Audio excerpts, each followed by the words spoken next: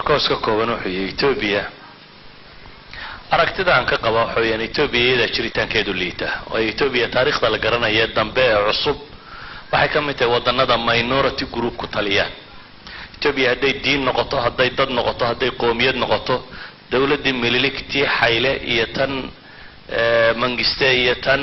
meles intuba waa minority group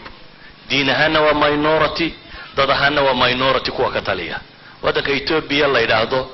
dadkiisii ugu badnaa diin iyo dadba waa inta la gumaystay bay ka mid yihiin sadaradeed minority dawlad wadankeedii ku ah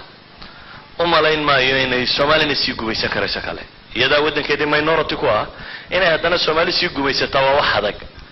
laakiin Soomaalidu dhowr shay intay ka xoroobayso iyana dulligan way ku jiraysaa Soomaalidu caqiidadan qabiilkee diin iyo wadan iyo dhaqan iyo dadnimada ka xoog badan intay jirto in reer loo gaaloobo gaalkii Ingiriis reer baa loo raaco dad kale loo laayay waxay Soomaalidu xornimo doon lahayd reer baa lagu dumiyay waxay dawlad yeelatay reer baa lagu dumiyay waxa imika axmaaro wada reer baa lagu wadaa waxa la idan caqiida taala ah reernimadu qofka Soomaaliga inay kala qaalisan tahay dawladnimada dadnimada diinta caqiidada wax walba cadawga koowaad aan warkayo mujtamaca Soomaaliyeed haysta waxa weeyaan عقيدة سقلداً أي شو هيستين عقيدة وين لقى تخلصها أو يبدأ شادد نما يا إسلام نما يا الصومالي نما دقنا يوينو بدلا هذه واحدة كلبات أنت المامي أنا وحويان بني آدمكم مركز تو هدف يا شو قاركرة أنا أهداف وين يالنا ريقوا وحير مثلا قف مقاضة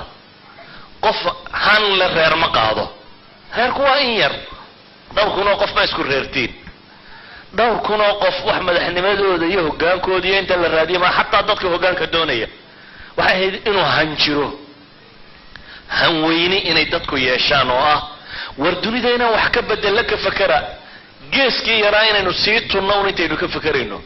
عالم كبشر باما مولا بشر بانا إنه ناي إذا إنه هنكي إنه وين هذا إن الدنيا ده وحكب بدل ليرا كفكرناه طبعا كان مدمدو جيسك جوغا وون قيبينتooda waxba tarimayso dad hal la aan noqono ثالثا waxaan leeyahay diinteena aan dib ugu noqono oo islaamnimadeena qaadano رابعا waxaan leeyahay dadkana intay midoobi karaan hamidoobaan oo hal isku dayo war hadii waxaynu ku kala qaybsanay jira waxaynu wadaagnaa jiro oo badan waxaynu wadaagno oo badan baa jira inahaasi waxaan leeyahay hadii dadku ay ka fakaraan oo si ballaadan uga fakaraan wax badan baa la qaban karaa laakiin inta fikradu ku kooban tahay reer hebel dhulka ma geliye hadda reer hebelkan dhulka wax gelinaya isagu waxba ma helo waa inuu ka kala dhinto waxaan uu ku faraxsay hadii xataa reerku wax noqon lahaa waxba bay noqon lahayd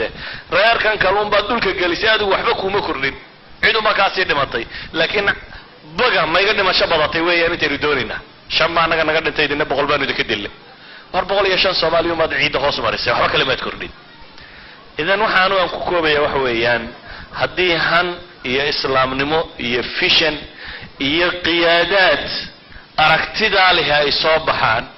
waa wax fudud in wax la bedeli karo xaaladkan ku noolay xaalada ka xun baan dunida soo marto wax laga bedelay wallahu a'lam